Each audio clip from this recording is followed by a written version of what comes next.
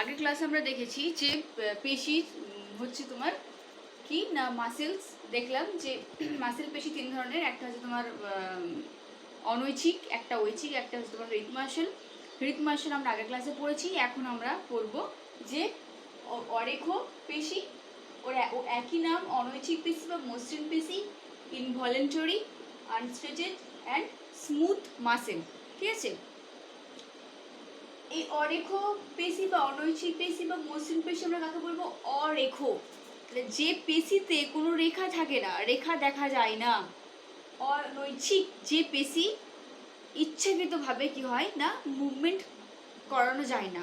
ওকে, আর মসৃণ। তাহলে অনৈচ্ছিক পেশি, ঐচ্ছিক পেশি কাকে বলবো আমরা? ঐচ্ছিক মানে ধরো, যেমন ধরো আমাদের আমরা লোকোমোশন করছি, আমাদের হাত পায়ের মাসেল আমরা কি হয় নিজের ইচ্ছা মতো আমরা মুভ করতে পারি। কিন্তু এই অনৈচ্ছিক পেশি, যেমন ধরো পাকস্থলী, ফুসফুস, বৃহদন্ত্র, তারপর তোমার গলবিল, গ্রাসনালী, এইগুলো হচ্ছে কি চোখের বিভিন্ন পেশি, যেগুলো কি হয় না আমরা ইচ্ছাকৃতভাবে কিন্তু সেটাকে চালনা করতে পারি না। বোঝা গেছে? তাহলে অনৈচ্ছিক পেশি বা অরেখ পেশি কাকে বলবো না? রেখাবিহীন, স্বেচ্ছায় সংকোচনশীল নয়। কি বলবো? রেখাবিহীন, স্বেচ্ছায়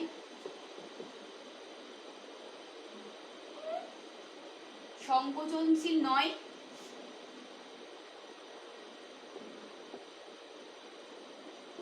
এমন পেশিকে কি বলা হচ্ছে? অরেখ পেশি বা অনৈচ্ছিক পেশি। যেখানে সংকোচনশীল ইচ্ছাকৃতভাবে করবো, মানে পাকস্থলীর পেশিকে, মাসেল পেশিকে কি আমরা ইচ্ছাকৃতভাবে সেটাকে নাড়াচাড়া করতে পারবো, নাকি আমরা ফুসফুসের মাসেল পেশিকে আমরা ইচ্ছাকৃতভাবে নাড়াচাড়া করতে পারবো? বোঝা গেছে? তো যেটা কি হয় ইচ্ছার অনুযায়ী হয় না, রেখাবিহীন এমন পেশিকে বলা হচ্ছে অনৈচ্ছিক পেশি। তাহলে এই যে রেখাবিহীন অর্থাৎ অনৈচ্ছিক, স্বেচ্ছায় সংকোচনশীল নয়, এই পেশি কোথায় দেখা যায়? বিস্তার।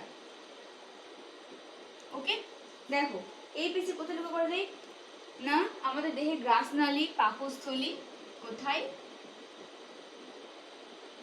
গ্রাসনালী, পাকস্থলী, ক্ষুদ্রান্ত, বৃহদন্ত্র। ওকে, নোট করবে। আর কোথায় দেখা যায়? জরায়ুতে,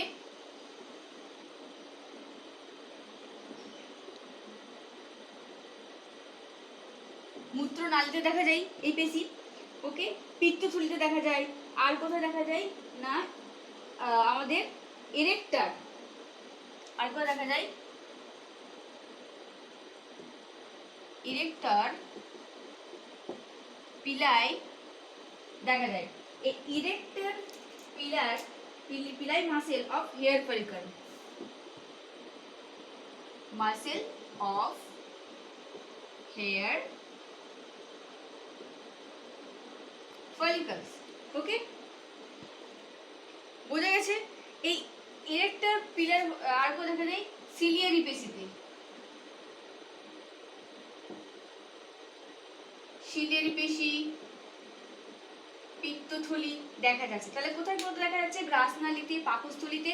অর্থাৎ যেখানে কি আমরা ইচ্ছা অনুযায়ী সেটাকে সঞ্চালন করতে পারি না পেশিগুলোকে, ক্ষুদ্রান্তে, বৃহদন্ত্রে, জরায়ুতে, মূত্রনালীতে। আর এই যে লিখেছি arrector pili muscle of the hair follicle, এটা কোথায় পাওয়া যাচ্ছে না? আমাদের যে লোমকূপ, অর্থাৎ যখন আমাদের কোনো কিছু আমরা ঠান্ডা লাগলে বা আতঙ্কিত হলে যখন আমাদের কি হয়, এই লোমগুলো সোজা হয়ে যায় না, খারাপ হয়ে যায়। এই এই যে খারাপ হয়ে যাচ্ছে, এখানকার যে মাসেল, সেই মাসেলকে বলা হচ্ছে arrector pili muscle of the hair follicle. Hair ফলিকলের মাসেলকে বলা হচ্ছে। আর কোথায়? এই চোখের বিভিন্ন পেশি আছে। ওকে, এটা স্নায়ু চ্যাপ্টার পড়ার সময় ডিটেলসে পড়বে। এই চোখের পেশি সিলিয়ারি পেশি বলা হয়, ডাক্টাস পেশি বলা হয়, অর্থাৎ চোখের উপরের পেশি, নিচের পেশি, পাশের পেশি, বিভিন্ন নাম আছে। এই সিলিয়ারি পেশি এবং পিত্তথলিতে পাওয়া যায় অরেখ, অনৈচ্ছিক বা মসৃণ পেশি। ওকে,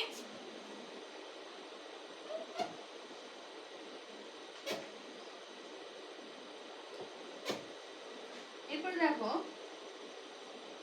এই পেশি বৈশিষ্ট্য। ঠিক আছে, এই পেশির আমরা বৈশিষ্ট্য কি কি সেটা দেখব। এখান থেকে সাধারণত কোশ্চেন আছে, জানো তো, যে ধর্মগুলো আছে, বলে ঐচ্ছিক পেশি ধর্ম, অনৈচ্ছিক পেশি ধর্ম, আর দু একটা টুকটাক শর্ট কোশ্চেন আসে, খুব বেশি কোশ্চেন এখান থেকে আসে না। ওকে, আগের দিনও ড্র করেছিলাম এই পেশি,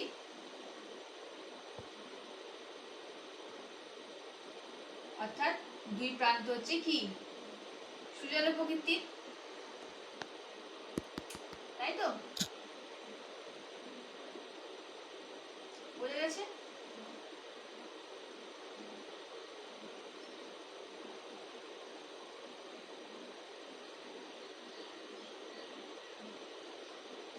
তাহলে এগুলো হচ্ছে কি পেশিগুচ্ছ,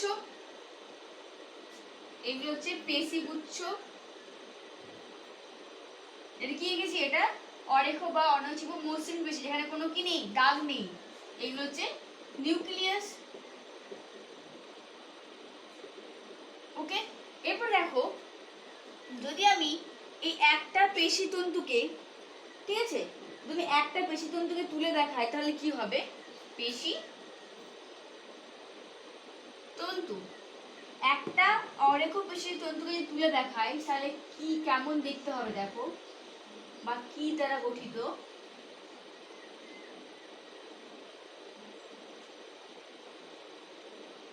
অর্থাৎ স্পিন্ডেল শেপ, দুই প্রান্ত সুজালো, মাঝখানটা কি না ফোলা।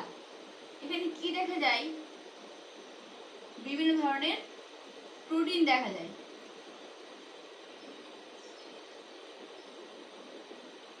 এগুলো আমরা কোথায় দেখতে পাবো, মাইক্রোস্কোপের নিচে আমরা দেখতে পাবো, এমনি খালি চোখে দেখা যায়, দেখা যায় না। এই পেশিতন্তুর, অরেখ পেশিতন্তুর বাইরের আবরণীকে কি বলা হয়, বাইরের কভারকে বলা হয় সার্কোলেমা। এই বাইরের কভারকে বলা হচ্ছে সার্কোলেমা। ওকে, আর দুই ধরনের প্রোটিন দেখা যায়, আগেই বলেছি।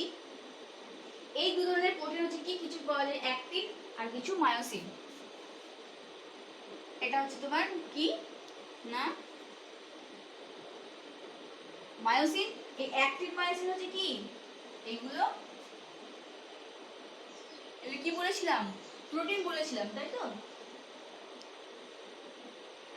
এগুলো হচ্ছে তোমার কি বললাম, মায়োসিন। আর এইগুলো হচ্ছে কি অ্যাক্টিন।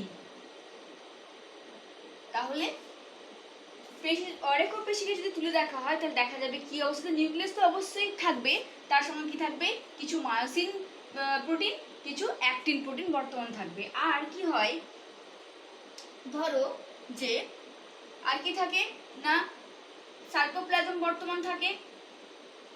ওকে, অর্থাৎ এটা যদি নিউক্লিয়াস হয় তাহলে সাইটোপ্লাজমের মধ্যের অংশটাকে কি বলা হচ্ছে, সার্কোপ্লাজম। সার্কোপ্লাজম দেখা যায়, ঠিক আছে। আর যদি লক্ষ্য করা যায় যে ধরো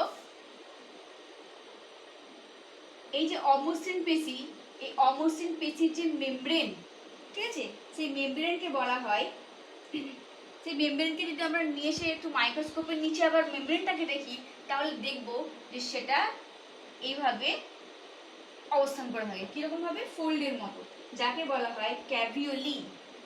এটা কি বলা হয়, ক্যাভিওলি।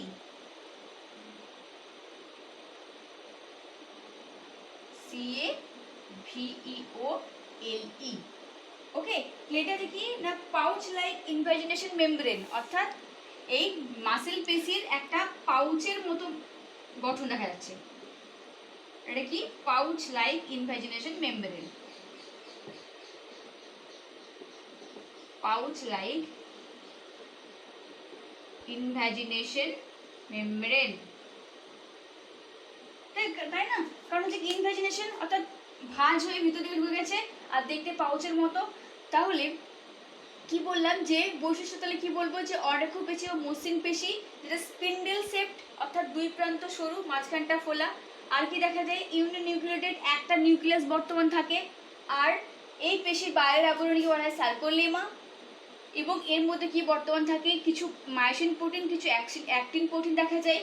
আর এই পেশিতন্তুকে যদি মাইক্রোস্কোপের নিচে দেখা যায় তাহলে কি দেখতে পারবো, যে এদের যে মেমব্রেন, সেই মেমব্রেনটা হচ্ছে কি বলা আছে ক্যাভিওলি, অর্থাৎ পাউচের মতো গঠনটা লক্ষ্য করা যায়। আর কি দেখা যায় না, এই মসৃণ পেশিতে সাইটোপ্লাজমের মধ্যে থাকা যে অংশটাকে বলা হচ্ছে সার্কোপ্লাজম বর্তমান, তাই না? আচ্ছা, এছাড়াও আর কি লক্ষ্য করা যায় না, এখানে কি থাকে, নিউক্লিয়াসের কাছে লম্বা মাইটোকন্ড্রিয়া, এখানে থাকে mitochondria, Golgi body, endoplasmic reticulum ইত্যাদি অংশ লক্ষ্য করা যায়। পেশিতে নিউক্লিয়ার প্রোটিনের পরিমাণটাও বেশি থাকে। তাহলে বোঝা গেছে, এটা ড্র করবে প্রত্যেকটা, ঠিক আছে? এটাকে আলাদাভাবে দেখানো হয়েছে, একটা পেশিতন্তু গুচ্ছকে দেখানো হয়েছে, পেশি তন্তুকে তুলে দেখানো হয়েছে, আর এটা হচ্ছে তোমার পেশি, এটা পেশিকে তুলে দেখানো হয়েছে যে পেশির মধ্যে কি থাকে। ওকে, তাহলে বৈশিষ্ট্যের মধ্যে কি বললাম ফার্স্টে, যে স্পিন্ডেল শেপড, দেখতে কেমন হচ্ছে? স্পিন্ডেল শেপড হচ্ছে, this are spindle shaped,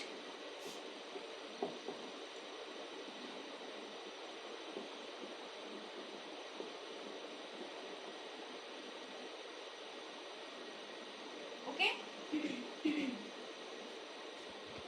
spindle shaped হচ্ছে, অর্থাৎ দুই প্রান্ত সরু, মাঝখানটা দেখালাম যে মোটা। আর কি দেখা যায়, এখানে কোনো রেখা থাকে না। কি হয় এই পেশিতে, কি দেখা যায় না বললাম যে এই পেশিতে কোনো রেখা দেখা যায় না। আর কি বললাম, যে এই পেশিতন্তু হচ্ছে তোমার একটা নিউক্লিয়াস, পেশিতে একটাই নিউক্লিয়াস বর্তমান। ওকে, নিউক্লিয়াস দেখতে কেমন হয় না, লম্বাটে হতে পারে বা দণ্ডাকার হতে পারে, অর্থাৎ নিউক্লিয়াসের দেখতে খুব কম সংখ্যক পেশি আছে যেখানে দুটো নিউক্লিয়াস দেখা যায়, বেশিরভাগটা কিন্তু একটা নিউক্লিয়াস দেখা যায়। আর কি হচ্ছে তোমার কি, সার্কোপ্লাজম বর্তমান, সার্কোপ্লাজম বর্তমান। আর কি দেখা যায়, পেশির বাইরের আবরণী, পেশির বাইরে থাকে কি, সার্কোলেমা। ওকে, সার্কোলেমা দেখা যায়, ঠিক আছে? তাহলে এগুলো বৈশিষ্ট্য, ছবিটা ড্র করলে, ছবিটা দেখলে নিজেরাই বৈশিষ্ট্য লিখতে হবে। এগুলো মুখস্থ করার প্রয়োজন পড়ে না, যখন ছবিটা তোমার চোখের সামনে ভাসবে, ইমাজিন করবে, তখন সেখান থেকে কি হয়, যা যেগুলো দেখতে পাচ্ছ সেগুলো হচ্ছে বৈশিষ্ট্য। ওকে, আর কি দেখা যায় বললাম, ফিফথ অ্যাক্টিন এবং কি না মায়োসিন প্রোটিন দেখা যায়। ওকে, আর এই নিউক্লিয়াসে কি হয়, নিউক্লিয়াস ছাড়াও নিউক্লিয়াসের পাশে কি থাকে, মাইটোকন্ড্রিয়া,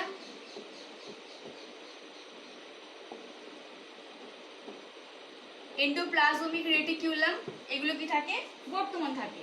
ওকে, গলগি বডি থাকে, আর কি দেখা যায় না, পেশিতে নিউক্লিয় প্রোটিনের ভাগ বেশি থাকে। এখানে কি থাকে, নিউক্লিয়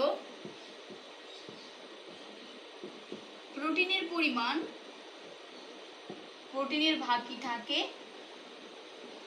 বেশি থাকে। তাহলে বোঝা গেছে বৈশিষ্ট্য কি। তাহলে অমসৃণ মাসেলটা কি, অমসৃণ মাসেল কোথায় কোথায় পাওয়া যায়, অমসৃণ মাসেলটা ড্রয়িং বোঝা গেছে। এখন আমরা বললাম বৈশিষ্ট্য, লেখার সময় ভিডিওটা পজ করে এটা লিখবে। ওকে, এরপরে দেখবো আমরা যে এই যে বললাম যে অরেখ পেশি বা স্মুথ মাসেল, মসৃণ পেশি, এইগুলো বললাম যে ইচ্ছা অনুযায়ী সংকোচনশীল হয় না, ঠিক আছে? অর্থাৎ নিজেরাই কি হয়, সংকোচন হয়ে থাকে। তাহলে এই যে নিজেরাই সংকোচন হচ্ছে, এর জন্য কে কে মানে দায়ী, হরমোন দায়ী, তাপমাত্রা। ওকে, অর্থাৎ এই হরমোন, টেম্পারেচার, এইগুলো হচ্ছে কি না, ওই যে ইন্টারনাল যে অর্গানগুলো যেগুলো নিজেরাই সংকোচনশীল হচ্ছে, যাদেরকে আমরা অনৈচ্ছিক পেশি বলে থাকছি, সেইগুলো কি হচ্ছে না, হরমোন, তাপমাত্রার প্রভাবে কি হয়, তারা সংকোচনশীল হয়ে থাকে। ওকে, সংকোচন এবং প্রসারণ করতে পারে। এরপর আমরা দেখবো যে এই পেশি ধর্ম কি। তাহলে এই পেশি ধর্ম হচ্ছে, তার আগে বলি যে এই পেশির দুই প্রকার হয়ে থাকে, এই অরেখ পেশি দুই ধরনের হয়ে থাকে। কি, একটা হচ্ছে সিঙ্গেল ইউনিট মাসেল, আর একটা হচ্ছে মাল্টি ইউনিট মাসেল, অর্থাৎ এক একক পেশি আর বহু একক পেশি। তাহলে অরেকক পেশি বা মসৃণ পেশি কয় প্রকার? দুই প্রকার। একটা হচ্ছে সিঙ্গেল ইউনিট মাসেল আর একটা হচ্ছে multi unit muscle. Single unit মাসেলটা কিরকম না, এই যে অনেকগুলো মসৃণ পেশি কি হচ্ছে না পাশাপাশি এইভাবে যুক্ত হয়ে একটা বান্ডিল গঠন করছে, বুঝা গেছে? অনেকগুলো মাসেল পেশি পাশাপাশি যুক্ত হয়ে একটা গুচ্ছ গঠন করছে, একটা বান্ডিল গঠন করছে। ওকে, যেটাকে বলা হয় সিঙ্গেল ইউনিট মাসেল। এই সিঙ্গেল ইউনিট মাসেল যেখানে অনেকগুলো পেশি পাশাপাশি অবস্থান করে একটা গুচ্ছ বা বান্ডিল গঠন করে, তার ফলে কি হয় জানো, এখানে যখন আমি একটা নিউরন থেকে যদি উদ্দীপনা প্রয়োগ করা হয়, হ্যাঁ, তাহলে কি দেখা যাবে যে সেই একটা নিউরনই কি হবে স্বয়ংক্রিয় স্নায়ুতন্ত্রের মাধ্যমে, অর্থাৎ একটা নিউরন থেকে কোনো সিগন্যাল যদি পৌঁছানো হয়, তো সেই একটা নিউরন দিয়ে সমস্ত পেশিগুলো আশেপাশের পেশিতে কি হয় নিউরনটা পৌঁছে দেওয়া যায়। বোঝা গেছে? তাহলে কি সুবিধাটা কি? সিঙ্গেল ইউনিট মাসেলের ক্ষেত্রে বললাম যে পাশাপাশি অবস্থিত মাসেল একটা গুচ্ছ গঠন করে, যার ফলে কি হয় যখন আমি কোনো একটা নিউরনের দ্বারা কোনো সিগন্যাল পাঠাবো, পেশিতে কোনো উদ্দীপনা পাঠাচ্ছি, তখন একটা নিউরনের মধ্য দিয়ে কি হবে উদ্দীপনাটা সমস্ত নিউরনে ছড়িয়ে যাবে, সমস্ত পেশিতে ছড়িয়ে যাবে। কেন? কারণ তারা গুচ্ছকারে অবস্থান করাচ্ছে, সেহেতু একটা সিগন্যাল পাঠালেই আশেপাশের পেশিগুলোর মধ্যে পৌঁছাতে পারবে। কিন্তু মাল্টি ইউনিট মাসেল মানে কি, বহু সংখ্যক পেশি। এই মাসেলগুলো কি হয় না আলাদা আলাদাভাবে এইভাবে অবস্থান করছে, ঠিক আছে? এই অনৈচ্ছিক পেশিগুলো কি হচ্ছে বা অরেখ বা মসৃণ পেশিগুলো কি হচ্ছে আলাদা আলাদাভাবে অবস্থান করছে, তাকে বলা হয় মাল্টি ইউনিট মাসেল। তাহলে এই আলাদা করে অবস্থান করার জন্য কি হয়, এক একজনকে আলাদা আলাদাভাবে কি হতে হবে প্রয়োগ করতে হবে, তাই তো? অর্থাৎ আমি যখন সিগন্যাল পাঠাবো তখন প্রত্যেকটা মাসেলে আলাদা আলাদাভাবে সিগন্যালটা পাঠাতে হবে, তবেই পৌঁছাবে। তাহলে বোঝা গেছে দুটো জিনিস কি, সিঙ্গেল ইউনিট মাসেল আর মাল্টি ইউনিট মাসেল। এবার দেখো এই সিঙ্গেল ইউনিট মাসেল কি বললাম যে এখানে কি থাকে, এই পেশিতন্তু তাহলে গ্যাপ জাংশন দিয়ে খুব ঘনিষ্ঠভাবে সংযুক্ত থাকে। এর বৈশিষ্ট্য কি হবে, জিনিসটা কি না এরা গ্যাপ জাংশন দ্বারা পরস্পরের সঙ্গে ঘনিষ্ঠভাবে কি হয় ঘনিষ্ঠভাবে যুক্ত থাকে। তার মানে কি, তার মানে হচ্ছে যে ধরো কি হয় না একটা মাসেল ফাইবার সিগন্যাল গেল, একটা মাসেল ফাইবারের মধ্যে সিগন্যাল গেল, আশেপাশের সমস্ত মাসেল ফাইবারের মধ্যে সিগন্যালটা পৌঁছে যায় এবং নিজেদের মধ্যে তারা একে অপরের সঙ্গে কানেক্ট করে থাকে, যুক্ত হয়ে থাকে, তাহলে গ্যাপ জাংশন করাচ্ছে। অর্থাৎ সমস্ত মাসেল পেশি একে অপরের সঙ্গে যে সংযুক্ত অবস্থা থাকছে যাকে বলা হচ্ছে গ্যাপ জাংশন। তাহলে গ্যাপ জাংশনের মধ্য দিয়ে সিঙ্গেল ইউনিট মাসেল কি হচ্ছে তারা পরস্পর সঙ্গে ঘনিষ্ঠভাবে যুক্ত থাকছে। ওকে, আর কি দেখা যায় না এখানে সিনসিটিয়াম হিসেবে কাজ করে এই তন্তুগুলো,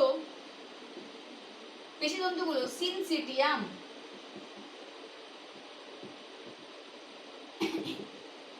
হিসাবে কাজ করে।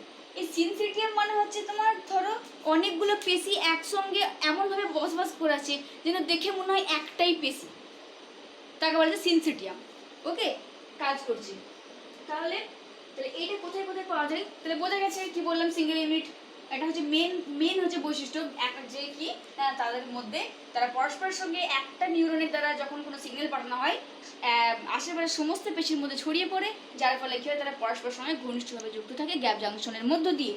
ওকে, এই সিঙ্গেল ইউনিট মাসেল কোথায় কোথায় দেখা যায় দেখো, এর বিস্তারটা হচ্ছে ডিম্বনালী, জরায়ু, মূত্রাশয়।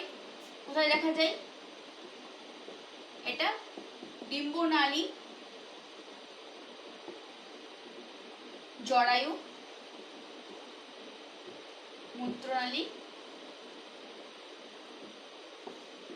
পাক, অন্ত্রে। বোঝা গেছে? ডিম্বনালী, জরায়ু, মূত্রনালী, পাকঅন্ত্রে দেখা যায় কি ধরনের মাসেল? সিঙ্গেল ইউনিট মাসেল, অর্থাৎ এক একক পেশি লক্ষ্য করা যায়। ওকে, সেকেন্ড আমি বললাম যে দ্বিতীয় ভাগটা হচ্ছে কি অরেখ পেশির বা মসৃণ পেশির মাল্টি ইউনিট। কি বললাম?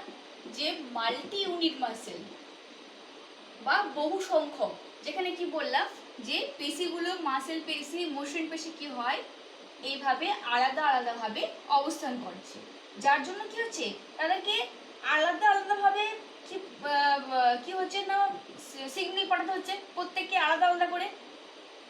ঠিক আছে, তাহলে এটা কি বলবো আমরা, যে এখানে পেশিতন্তুগুলো পরস্পর থেকে এই কি হচ্ছে এই পেশিতন্তু কি করে আলাদাভাবে অবস্থান করছে, তাই তো? দেখতে পাচ্ছ যে ভিন্ন ভিন্ন আলাদা অবস্থান করছে। এখানে কি হয় না গ্লাইকোপ্রোটিন পেশিতন্তুকে কি করে রাখে না আবৃত করে রাখে। এই যে পেশিতন্তু এদেরকে আবৃত করে রাখে কি গ্লাইকোপ্রোটিন। গ্লাইকোপ্রোটিন কি করে না এই পেশিতন্তুকে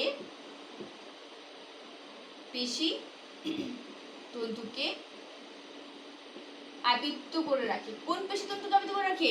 মাল্টি ইউনিট মাসেলকে এই বহু সংখ্যক পেশিকে কি করে না আবৃত করে রাখে। বুঝে গেছে? এটা কোথায় দেখা যায় তাহলে? পজ করে লিখে নেবে। এই মাল্টি ইউনিট মাসেল কোথায় দেখা যায়?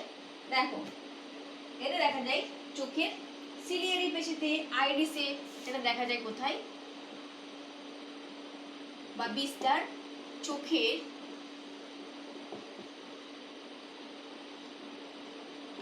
সিলিয়ারি পেশিতে। আর কোথায় বললাম?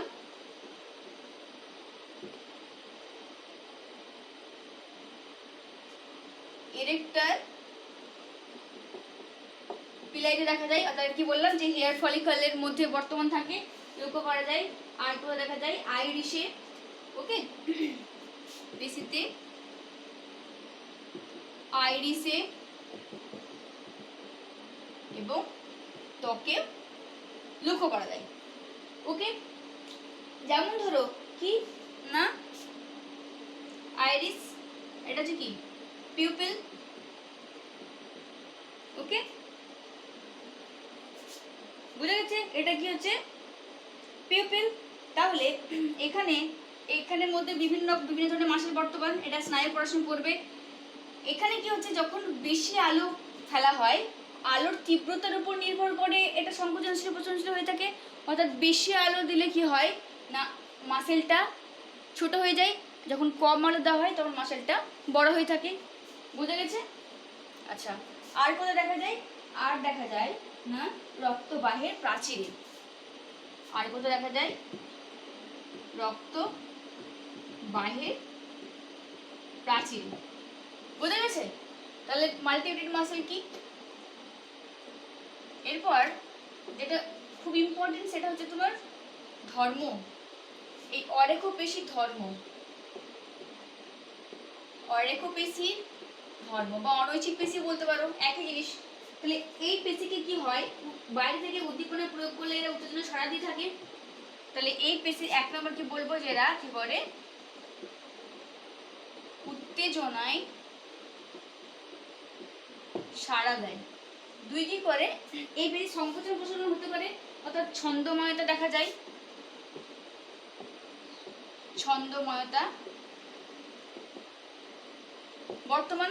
আর কি না এই পেশিতে কি থাকে, এই পেশি টান ইত্যাদি হচ্ছে তোমার এর মধ্যে ধর্ম। আর কি লক্ষ্য করা যায় না পেশি টান বজায় থাকে। ওকে, আর কি দেখা যায় না এই পেশি কার্যকারিতার ফলে ছান্দিক গতিতে নালীর মধ্য দিয়ে প্রবাহিত হয়। বিভিন্ন রকম বস্তু কি হয় না ছান্দিক গতিতে বিভিন্ন বস্তু প্রবাহিত হয়। বোঝা গেছে? কোথায় প্রবাহিত হচ্ছে ছান্দিক গতিতে না শরীরের মধ্যে। ওকে, তাহলে দেখো কি বললাম, যে এই পেশি উত্তেজনা সারাতে থাকছে, ছন্দামাত্রা বর্তমান, পেশি টান বজায় থাকে এই গতিতে, এটা তো ধর্ম এলে এগুলো লিখবে। আরেকটা জিনিস যেটা হচ্ছে দেখবে, তোমাদের একটা একটা ওয়ার্ড আছে কন্ডরা, বলছি এই পেশিতে কন্ডরা দেখা যায় না, কারণ এই পেশি দেহের নরম অংশের সঙ্গে যুক্ত থাকে। তাহলে কন্ডরাটা কি? কন্ডরা হচ্ছে যে মাসেল বোনের সঙ্গে অ্যাটাচ থাকে, যে টান টান ভাবটা বজায় থাকছে, অর্থাৎ পেশির মধ্যে যে টান টান ভাব বজায় থাকছে সেটাকে বলছে কন্ডরা। সেটা কিন্তু দেখা যায় না, কারণ নরম যে পেশি সেখানে লক্ষ্য করা যায় অনৈচ্ছিক পেশি বা মসৃণ পেশি। আচ্ছা, তাহলে অরেখ পেশি বা অনৈচ্ছিক পেশির কাজ কি? মসৃণ পেশি সংকোচন হরমোন দ্বারা উদ্দীপিত হতে পারে। আগেই বললাম হরমোন, তাপমাত্রা ইত্যাদির প্রভাবে উদ্দীপিত হতে, কারণ এদেরকে তো বাইরে থেকে আমরা ইচ্ছাকৃতভাবে সংকোচন পোষণ করতে পারছি না। যেমন পশ্চাৎ পিটুইটারি অক্সিটোসিনের হরমোনের প্রভাবে কি হচ্ছে, সেটা সংকোচন হয়। মসৃণ পেশি বলছে সিম্প্যাথেটিক এবং প্যারাসিম্প্যাথেটিক স্নায়ু সরবরাহ বর্তমান। এই সিম্প্যাথেটিক প্যারাসিম্প্যাথেটিক হচ্ছে একটা ডিটেলসের একটা ব্যাপার আছে, যেটা যখন স্নায়ু চ্যাপ্টারে পড়বে সেখানে কিন্তু অনেক বড় একটা জিনিস সেটাখানে পুরো ক্লিয়ার হবে। সিম্প্যাথেটিক হচ্ছে এগুলো অটোনোমাস, মানে স্বয়ংক্রিয় স্নায়ুতন্ত্রের পার্ট। স্বয়ংক্রিয় স্নায়ুতন্ত্র কাকে বলবো? যারা আপনা আপনি সংকুচিত হয়, যেমন হৃদপেশি, এই পাকস্থলীর, ওকে, তাদেরকে বলবো স্বয়ংক্রিয় স্নায়ুতন্ত্র। তার মধ্যে একটা পার্ট হচ্ছে সিম্প্যাথেটিক। এই সিম্প্যাথেটিক স্নায়ুতন্ত্র হচ্ছে যে আমাদের যে 12 জোড়া করোটিস, সিম্প্যাথেটিক হচ্ছে তোমার আমাদের যে আছে, ওই সুষুম্না স্নায়ু আছে, সেই সুষুম্না স্নায়ু কোটি দেশে পাওয়া যায় সিম্প্যাথেটিক। আর প্যারাসিম্প্যাথেটিক হচ্ছে আমাদের যে করোটিস স্নায়ু আছে 12 জোড়া, সেই করোটিস স্নায়ু হচ্ছে প্যারাসিম্প্যাথেটিক। এইগুলো এখন মানে সিলেবাসে তোমাদের এই চ্যাপ্টারতে সামান্য এইটুকু আছে নামটা, ওখানে গিয়ে তোমরা ডিটেলসে পড়বে, ওকে, স্নায়ু চ্যাপ্টারতে তোমাদের ক্লাসেই। তারপরে এই পেশি খুব ধীরে ধীরে এবং দীর্ঘ সময় ধরে সংকুচিত হয়, যার ফলে কী হয়, কোনো শক্তি যদি নাও প্রয়োগ করা হয় তাও কিন্তু এটা সংকুচিত হতে পারে।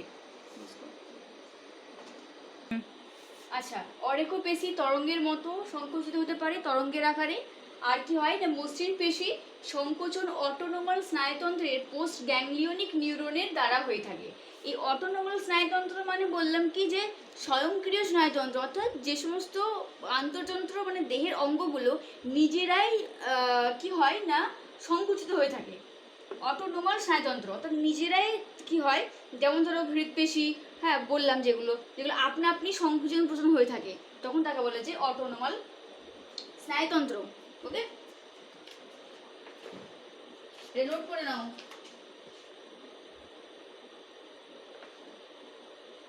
ঠিক আছে, অর্থাৎ কেন্দ্রীয় স্নায়ুতন্ত্র থেকে নির্গত স্নায়ু, যেমন কেন্দ্রীয় স্নায়ুতন্ত্র কি বলেছিলাম, মস্তিষ্ক সুষুম্নাকাণ্ড, সেই মস্তিষ্ক এবং সুষুম্নাকাণ্ড থেকে নির্গত স্নায়ুর দ্বারা যখন এরা মানে দেহের ভিতরের হৃৎপিণ্ড, পাকস্থলী, ফুসফুস যখন কি হয় না কাজ করে, সংকোচন প্রচলন হয়, তখন সেটাকে বলা হচ্ছে। এইগুলো ডিটেলস এখানে এই চ্যাপ্টারে কিচ্ছু নেই মাসেল ছাড়া। এই সমস্ত টার্মগুলো স্নায়ু বলে একটা চ্যাপ্টার আছে ফিজিওলজি পার্ট, ওইটা পড়ার সময় তোমরা এইগুলো সম্পর্কে ডিটেলসে পড়বে। এখন তোমাদের কিছু নেই এই চ্যাপ্টারে। পোস্ট গ্যাংলিওনিক নিউরন দ্বারা, এই গ্যাংলিওনিক নিউরন মানে নিউরনের গ্যাংলিয়া যেটাকে বলা হচ্ছে, ওই সেটার প্রি গ্যাংলিয়া আছে, মানে গ্যাংলিয়নের আগে গ্যাংলিয়ন কি অনেকগুলো নিউরন বা নার্ভের গুচ্ছকে বলা হচ্ছে, যেখান থেকে নিউরনগুলো উৎপন্ন হচ্ছে, সেই উৎপত্তি স্থলটাকে বলা হচ্ছে গ্যাংলিয়ন। সেই গ্যাংলিয়নের আগের অংশ, গ্যাংলিয়নের পরের অংশ, বিভিন্ন নাম আছে। সেই পোস্ট গ্যাংলিওনিক নিউরনের দ্বারা কি হয়ে থাকে। তাহলে কাজ বর্তমান, তাহলে কি বললাম, যে তোমাদের অরেখ পেশি বা মসৃণ পেশি কি, কোথায় দেখা যায়।